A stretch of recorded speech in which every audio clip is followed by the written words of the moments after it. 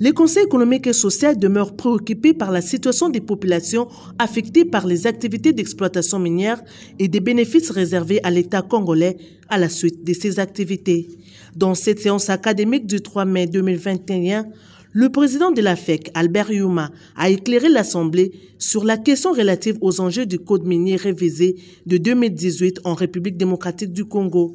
L'orateur du jour a fait une analyse historique et économique du système minier congolais actuel et de son évolution, les causes de la situation paradoxale d'un grand pays producteur minier qui ne bénéficie pas des revenus de ses ressources naturelles.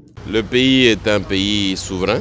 Il a promulgué un code révisé en 2018 qui n'est pas totalement appliqué, peut-être à cause d'une faiblesse de notre administration. On est déjà sur la bonne voie. Il faut simplement l'appliquer intégralement.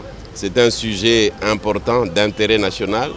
Le Conseil économique, c'est la représentation des milieux socio-économiques du pays, la société civile.